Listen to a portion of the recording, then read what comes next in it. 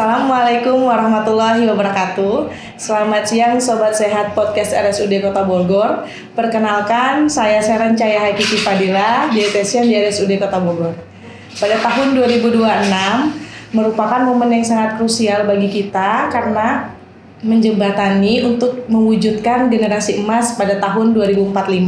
Tapi pertanyaannya, apakah anak-anak sekarang sudah memiliki bahan bakar yang cukup untuk mencapai generasi emas di tahun 2045? Bersama saya sudah hadir narasumber kita, yaitu Dr. Elisa, spesialis gizi klinik. Selamat datang, dokter. Apa kabarnya, dok? Kabar baik, Mas Yaran. Baik, oke.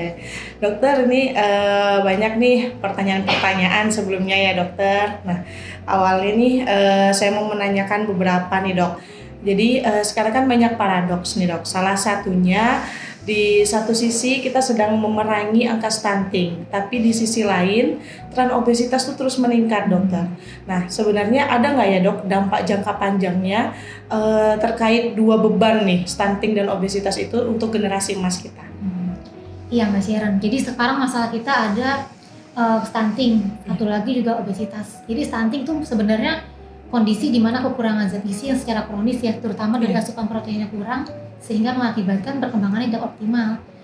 Cirinya salah satunya tubuhnya pendek, terus juga nanti lama-lama perkembangan untuk anak ini akan terhambat, baik itu dari segi kognitifnya juga, untuk daya ingat, untuk sekolahnya juga, maupun dari untuk perkembangan lainnya juga.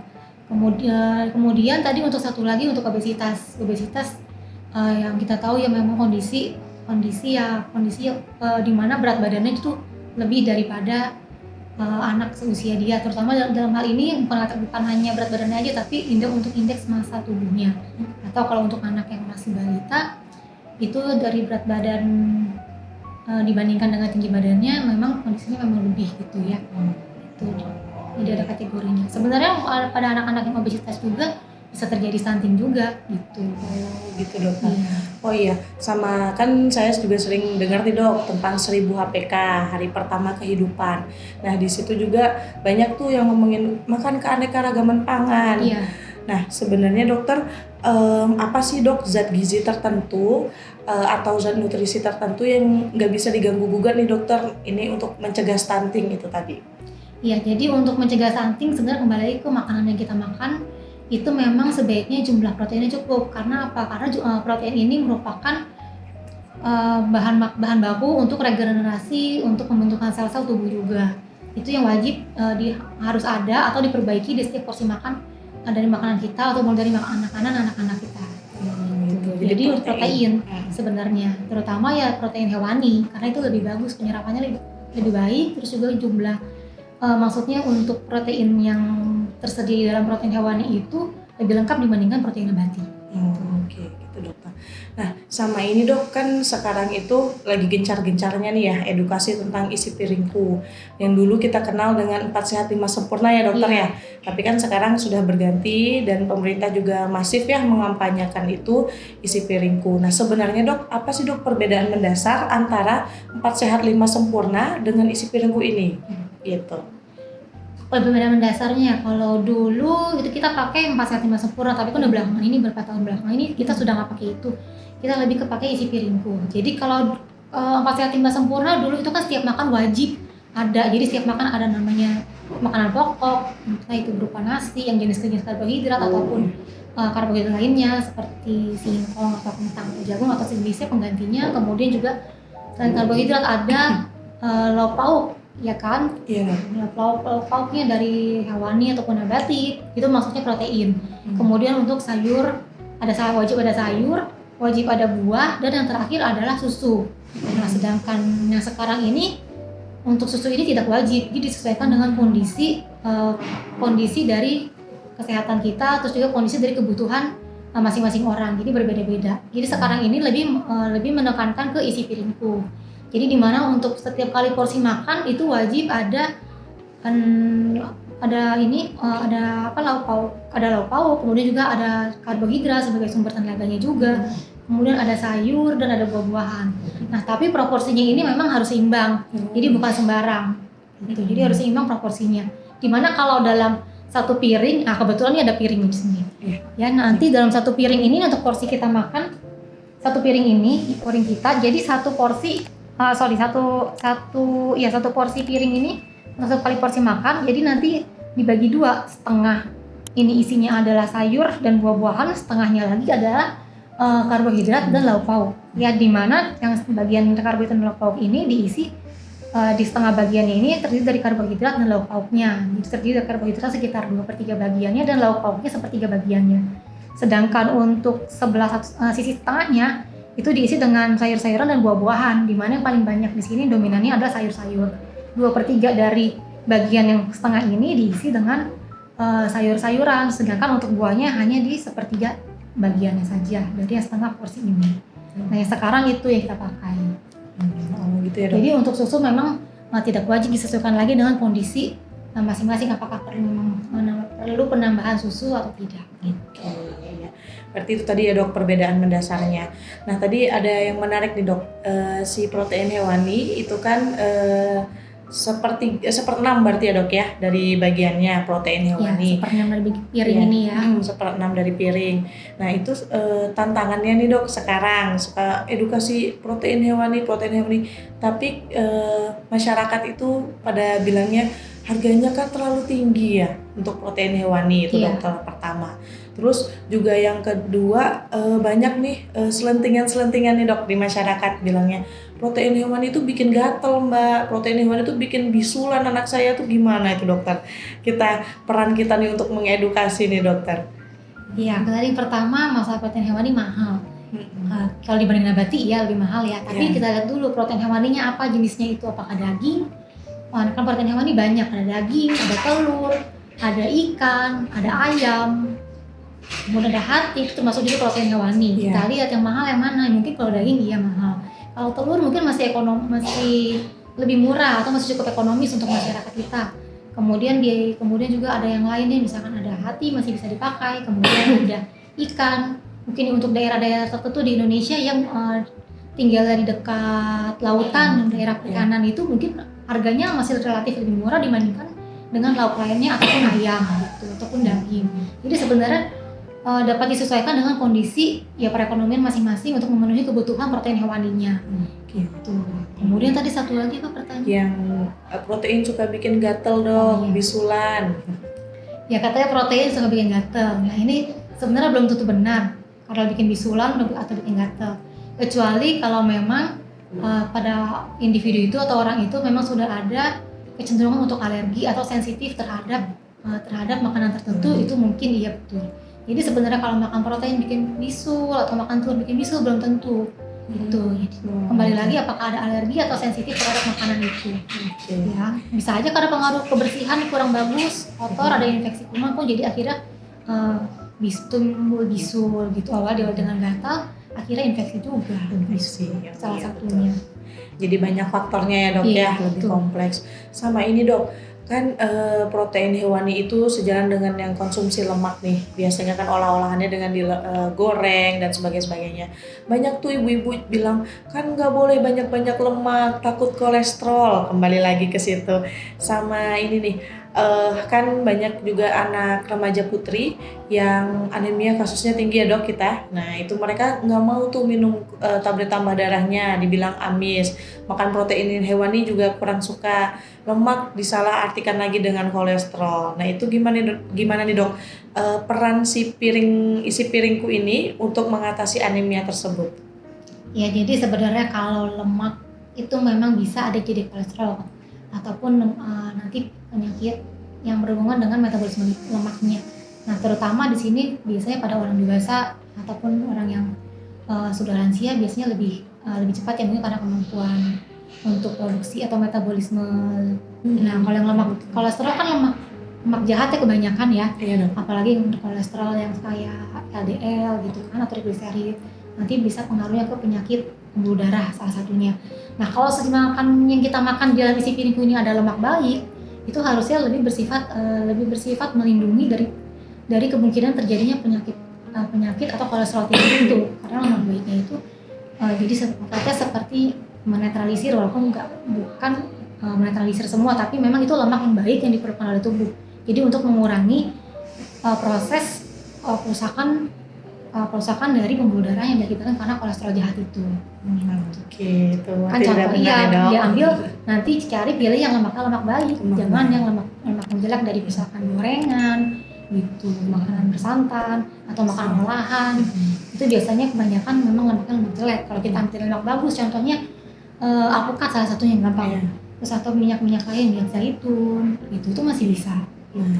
Berarti kembali lagi ke variasinya ya, betul. Dok. Sama kreativitas pengolahan ya. Iya, betul. Ada yang dimakannya juga, pintar-pintar memilih makanannya. Iya. Gitu. Dan sama ini, Dok, kan sekarang nih kita bicara tentang generasi emas seperti tema HGN ya, Dok, Hari Gizi Nasional. Nah, kalau kita bicara tentang remaja putri nih, Dok, yang salah satu menjadi generasi emas ya, nanti kan dia akan menjadi seorang ibu. Nah, sedangkan anak-anak ataupun remaja sekarang itu tren screen time-nya tinggi, dokter, dimana banyak nyetel-nyetel yang kayak muncul iklan video-video, iklan makanan ya, coffee shop seperti itu. Pasti kan pada nyobain tuh, dokter, terkait UPF atau ultra processed food. Nah, itu gimana tuh, Dok? Bahayanya buat remaja kita apa, Dok? Iya, jadi untuk makanan yang ultra processed food ini biasanya makanan udah pengolahannya panjang ya, terus banyak, biasanya ditambahin bahan-bahan makanan tambahan, entah itu gula, tambahan minyak, kemudian proses pengolahannya sendiri. Nah, biasanya yang bahaya adalah ini, karena dari prosesnya itu nanti adalah lemak jenuhnya sama lemak panesnya yang gak bagus untuk kesehatan kita. Nanti bisa terjadi penyakit metabolik ya, untuk contohnya penyakit bisa salah satu tadi kolesterol tinggi, terus nanti penyakit jantung, penyakit diabetes, betul. Itu terus juga makanan sekarang, kalau yang anak-anak banyak coba ini itu kebanyakan memang dari olahan tepung ya. Sedangkan untuk proteinnya itu masih minim, apalagi kalau untuk mempersiapkan generasi emas di 2045, kan artinya kita harus mempersiapkan generasi perempuan, anak-anak perempuan atau remaja perempuan, lebih di sini spesifiknya remaja perempuan, untuk proses nanti di masa yang akan datang untuk proses hamil, kemudian menyusuinya juga, sampai nanti perkembangan anaknya. Nah, untuk yang tadi sekalian kelewat ya, untuk masalah anemia ya tadi ya. Iya, dokter. Ya, jadi untuk masalah anemianya juga sebenarnya tambah vitamin atau tablet tambah darah itu bisa diberikan, tapi tetap balik lagi ke pemenuhan dari proteinnya itu, terutama protein protein hewani tadi, terutama daging merah, hati, itu kan kandungan zat besi cukup tinggi, itu bisa dimanfaatkan sebagai sumber zat besi untuk pemenuhan kekurangan zat besi atau mencegah anemia, itu salah satunya. Ataupun produk hewani lainnya, mungkin telur bisa, walaupun tidak kadar zat besi tidak setinggi dari daging merah ataupun hati. Karena kondisi anemia itu mempengaruhi kognitif juga ya, Dok, ya, bagi remaja-remaja kita. Oke. Nah, itu tadi jadi sinergi kita penting ya, Dok, ya. Ahli gizi di bagian edukasi dan perencanaan menunya, dokter di bidang intervensi klinis dan juga edukasi tentunya juga ya, dokter. Jadi sebenarnya ada pesan nggak nih, Dok, untuk orang tua di rumah? Gimana nih langkah pertama apa yang harus orang saya kan orang tua juga ya, Dok, yang harus dipersiapkan di rumah untuk mewujudkan anaknya ini jadi generasi emas juga nih, Dok, di tahun 2045 gitu. Iya, tentunya untuk langkah pertama yang paling penting adalah ya orang tua harus bisa jadi contoh atau panutan untuk pola kebiasaan makan anak, karena tadi kebiasaan makan yang baik, pilih-pilih makanan yang baik yang sesuai dengan konsep isi piringku. Jadi orang tua juga harus membiasakan makanan bergizi, kemudian juga membatasi makan makanan yang olahan atau yang ultra processed food-nya gitu. Jadi membatasi cemilan-cemilan yang nutrisinya, yang mungkin pemenuhan nutrisinya hanya kebutuhan kalorinya aja cukup, tetapi untuk zat gizi lainnya seperti vitamin sama mineralnya kurang gitu. Jadi harus dibatasi. Tetap harus dimulai dari keluarga sendiri ya, dari orang tua memberikan contoh sambil juga memberikan edukasi kepada anaknya atau memberikan pengertian kepada anaknya kenapa makan ini penting gitu, apa efeknya nanti untuk anaknya itu, sambil dijelaskan sedikit-sedikit. Oke. begitu ya. Iya. Nah, itu tadi teman-teman Sobat Sehat podcast RSUD Kota Bogor. Izin dokter, ini ada teman-teman bertanya nih dari peserta YouTube ya. Bisa saya bacakan ya Boleh, dokter? silakan. Oke. Dokter izin bertanya, apakah gizi atau vitamin dari sebuah obat kapsul itu sama dengan gizi dari vitamin sama dengan gizi dan vitamin dari makanan dan buah-buahan biasa gitu. Ya, Mau kalau dijawab, dibandingkan pertanyaan antara gizi, antara vitamin dari makanan dan Dan obat. buah-buahan dan dari suplemen ya. Suplemen ya dok. Tentunya sebenarnya yang paling bagus adalah dari makanan, ya dari makanan, dari sumber bahan makanan kita, dari buah-buahan, dari sayur-sayuran. Karena setiap makanan yang kita makan pasti ada kandungan vitaminnya, mineralnya yang diperlukan tubuh. Jadi penting untuk memvariasikan makanan, karena satu jenis makanan tuh nggak cukup memenuhi untuk seluruh kebutuhan vitamin dan mineral. Jadi harus dikombinasikan supaya semua vitamin dan mineral pun bisa terpenuhi gitu. Iya. Nah, pada kondisi yang mungkin tidak terpenuhi, kondisi makannya kurang, bisa jadi tambahan alternatif vitamin dari produk-produk obat-obatan atau dari bahan makanan lain yang ditambahin atau difortifikasi dengan vitamin tertentu. Iya. Nah, sebenarnya kalau secara struktur untuk vitamin dari obat itu adalah strukturnya mirip dengan yang ada di bahan makanan atau buah-buahan. Itu biasanya sudah secara kimianya mirip. Jadi kalau memang bisa diambil dari bahan makanan, lebih baik dari bahan makanan sumbernya gitu. Kalau bisa terpenuhi, kecuali dalam kondisi tertentu yang tidak bisa terpenuhi, itu bisa ditambahkan dengan vitamin. Kembali lagi harus beragam tadi ya Iya, dok. tetap beragam. Utamanya dari makanan kita. Iya, Penting. baik gitu. Semoga bisa menjawab ya teman-teman. Pertanyaan selanjutnya. Nah, pertanyaan kedua dokter, bagaimana cara untuk tetap memenuhi kebutuhan protein hewani pada anak dengan kondisi ekonomi menengah ke bawah dan pada anak yang alergi protein hewani? Nah, ini pertanyaan sering nih dok ditanyakan. Ya tadi kayaknya udah disinggung sedikit ya. Tadi kita bahas Iya. sedikit ya. Untuk memenuhi kebutuhan protein hewani pada anak dengan kondisi ekonomi yang menengah ke bawah, tadi bisa diambil sumber protein hewaninya dari yang harganya relatif murah, contohnya telur. Telur ya? Iya. Atau mungkin agak data sedikit, kalau misalkan lebih ekonominya agak bagus, bisa dicampur atau digabungkan dengan pemilihan protein lain seperti ikan, terutama ikan laut, ikan basah. Itu kan masih, atau ikan kembung, harganya masih termasuk relatif terjangkau ya. Iya dok. Itu. Hati ayam. Iya, ya, dok, hati ya? ayam juga bisa sama. Betul. Ayam Oke. pun ya bisa mungkin sekali-sekali silakan untuk dikombinasikan atau lebih sering dicari dengan bahan makanan lain yang lebih terjangkau dengan perekonomian masing-masing. Nah, kemudian untuk anak yang alergi protein hewani nanti perlu dilihat dulu apakah semua protein hewani itu alergi, karena belum tentu semua anak alergi telur, nanti pasti alergi Kan ayam, juga, alergi ya. ikan gitu. Belum tentu. tentu. Ya, jadi untuk alergi misalkan sudah jelas nih anak alerginya ikan, ya berarti ikan jangan dikasih, tapi bisa digantikan dengan sumber protein hewani lainnya. Gitu. Oke. Kita harus pengecekan dahulu ya dok Iya, ya. betul. Baik. Oke. Selanjutnya pertanyaan ketiga. Selamat siang dok, izin bertanya bagaimana cara agar orang tua dapat menghindari atau membatasi pemberian UPF pada anak. Terima kasih dok. Ya, tadi untuk membatasi pemberian UPF pada anak. Iya. Tadi memang harus dimulai dari lingkungan keluarga. Jadi di mana orang tua mengajarkan anak untuk membatasi pemberian makanan yang ultra processed food.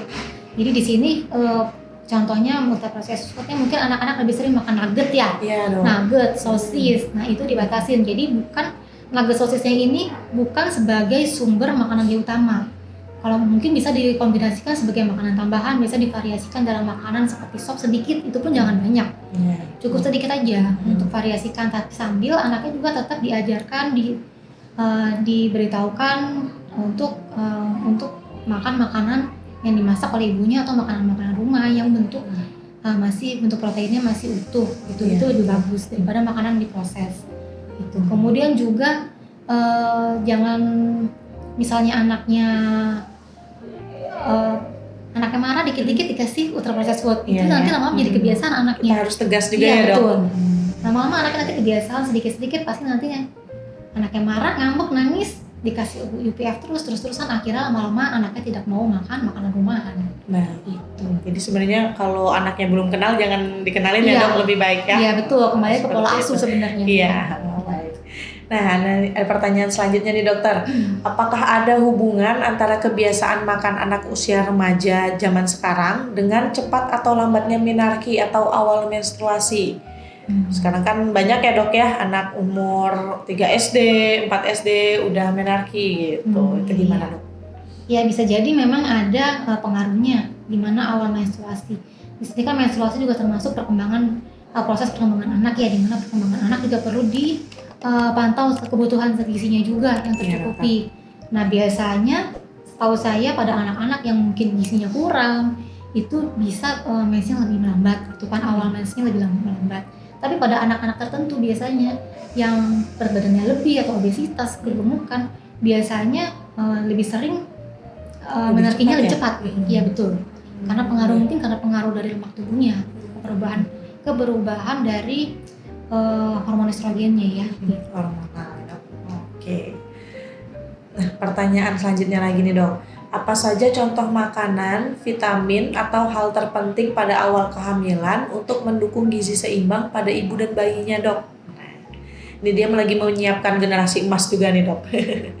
Contoh makanan yang penting untuk ibu hamil dan juga bayinya. Gini, tadi untuk ibu hamil sudah pasti perlu nutrisi yang cukup. Baik itu makronutrien. Makronutrien ini artinya komposisi karbohidrat, protein, terus komposisi lemaknya juga. Ini perlu dicukupi sesuai dengan kebutuhan ibu hamil.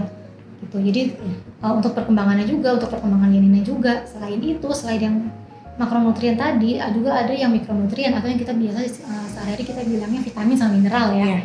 Nah, di sini vitamin dan mineral juga perlu diperhatikan karena untuk proses kehamilan di sini terutama di trimester pertama itu kan sudah mulai terjadi perkembangan juga kan untuk janinnya. Nah, di situ harus terpenuhi semuanya baik dari karbohidrat, protein, lemak, kemudian juga untuk vitamin dan mineral ini harus terpenuhi sesuai dengan apa yang dibutuhkan oleh ibu hamil dan juga bayinya. Karena kan apa yang dimakan dari ibu nanti akan masuk ke pembuluh darah, dialirin melalui pembuluh darah ke plasenta, masuk ke bayinya atau ke janinnya itu. Jadi memang harus dicukupi semuanya, harus optimal. Contohnya ya bisa juga vitamin-vitamin yang bisa supaya suplementasi itu kalau ibu hamil kayak asam folat ya, zat besi, itu juga penting. Kalsium ya, semua kalsium juga sebenarnya semuanya harus dipenuhi, bukan hanya vitamin-vitamin tertentu saja. Jadi harus seimbang semuanya. Semuanya harus lengkap ya dan beraneka ragam gitu tadi. Nah, luar biasa sekali ya teman-teman, podcast kita atau sharing-sharing kita siang hari ini bersama Dr. Elisa. Jadi intinya generasi emas 2045 itu bukan mimpi ya dok ya, iya, bukan juga janji. Jadi memang harus kita upayakan, usahakan. Nah, dengan apa? Dengan pemenuhan makan sesuai isi piringku tadi ya dok, yang beraneka ragam.